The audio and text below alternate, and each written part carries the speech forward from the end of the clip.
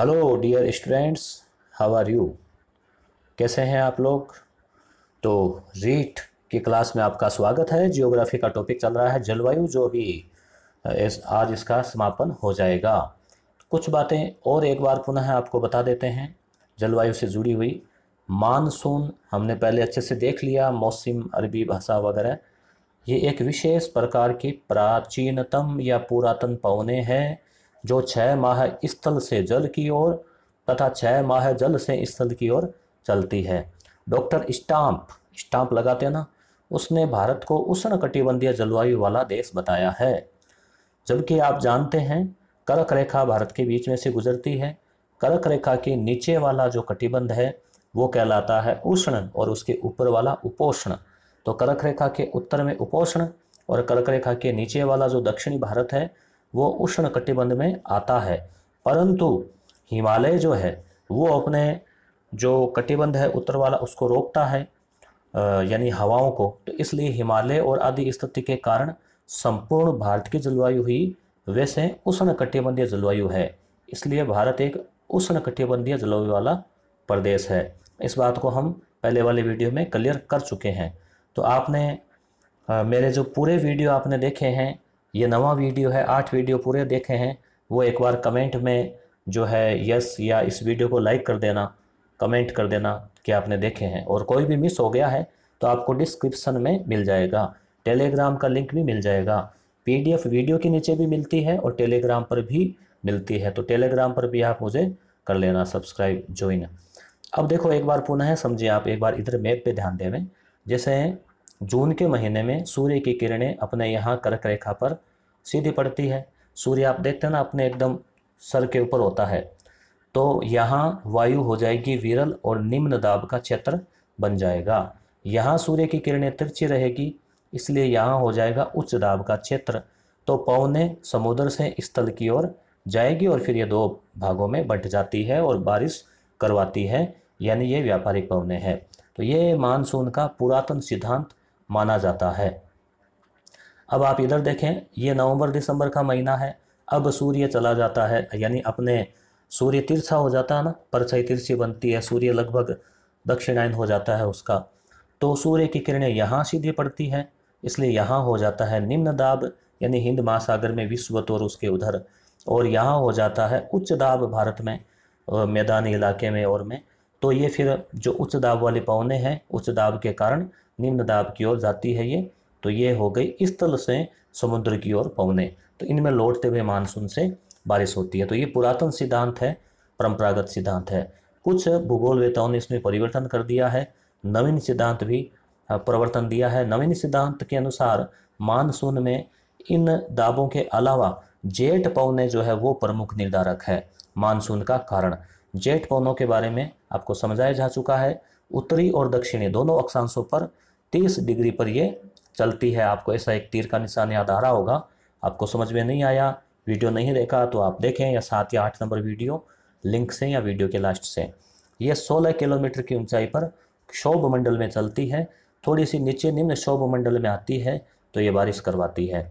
तो केवल गर्मियों में उत्तरी भारत में नहीं चलती, और बाकी ये उत्तरी भारत में चलती है। और दक्षिण भारत में जो 30 डिग्री के आसपास इस क्षेत्र से भी चलती है, वो पूर्व से पश्चिम है और ये पश्चिम से पूर्व की ओर है, उत्तरी भारत वाली।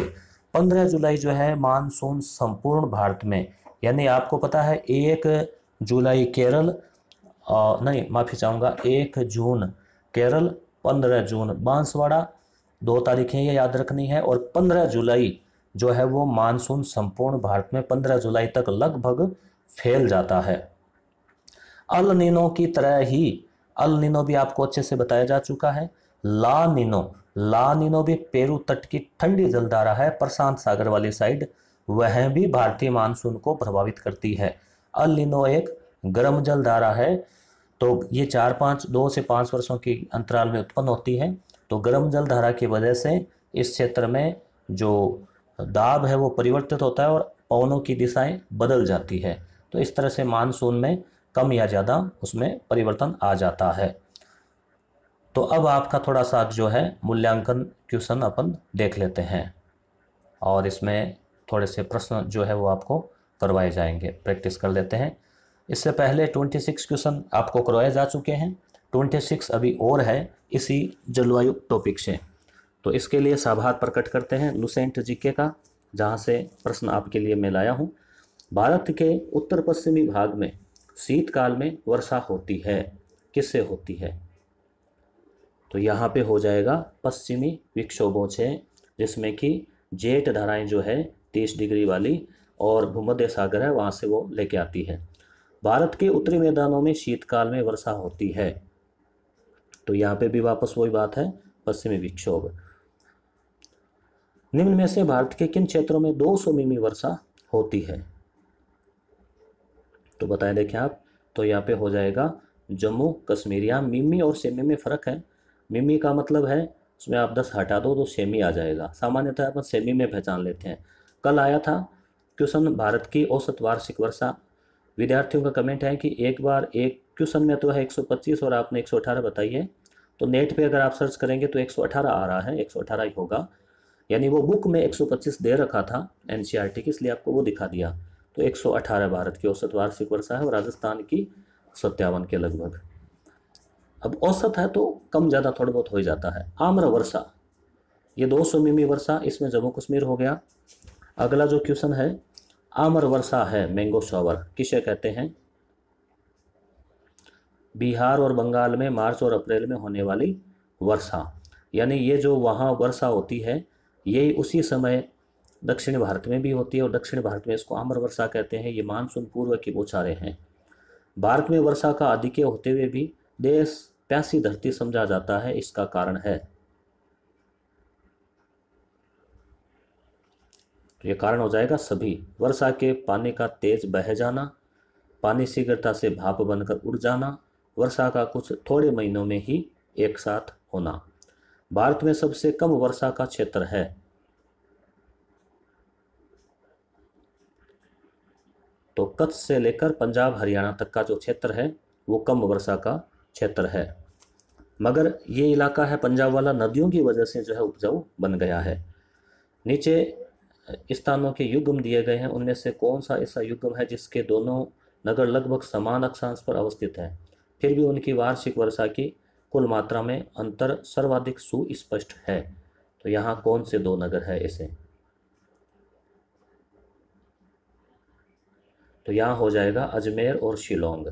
तो अजमेर जो है अपने राजस्थान में आप देखते हैं, और एक उसी की सीध में है शिलोंग, ठीक है। तो अक्षांश पर समान है, फिर भी वार्षिक वर्षा में अंतर है। कारण क्योंकि वो समुद्र के नज़दीक है और वहाँ जो है सीधी बंगाल की खाड़ी की जो शाखा है वो मेघालय में बारिश करवाती है, जबकि अपने अजमेर में अरावली पर्वतमाला, अरब सागरीय मानसून की दूरी आदि कारण हो जाते हैं। भारतीय महाद्वीप पर ग्रीष्म ऋतु में उच्च तापमान एवं निम्न दाब हिंद महासागर में वायु का आकर्षण करते हैं, जिसके कारण प्रभावित होती है। यानी उच्च तापमान और निम्न दाब तो हिंद महासागर में वायु का आकर्षण करते हैं, जिसके कारण प्रभावित होती है। क्या प्रभावित होता है? दक्षिणी पश्चिमी मानसून। भारत में मानसून प्रकार की जलवायु के निम्नलिखित में से कौन से मुख्य कारण घटक उत्तरदायी है? कारण या घटक?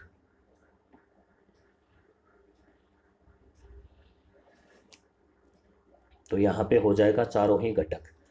यानी मानसून प्रकार की जलवायु है, यानी भारत जो है मानसून पर आधारित जलवायु है। यहाँ की जलवायु मानसून तय करता है।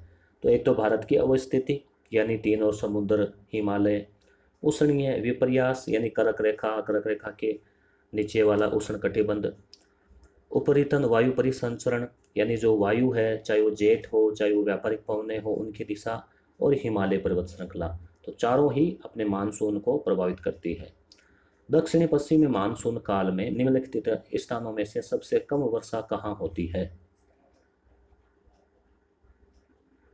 तो ये चेन्नई है। यानी तमिलनाडु का जो तट है वो अपना जो मानसून आता है जून जुलाई वाला, उसमें वर्षा से रह जाता है।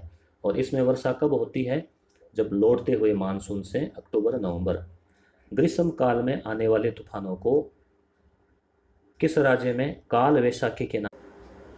तो काल वैशाखी इंपॉर्टेंट क्वेश्चन है, जीट में पूछा भी गया है। पश्चिमी बंगाल में काल वैशाखी कहते हैं।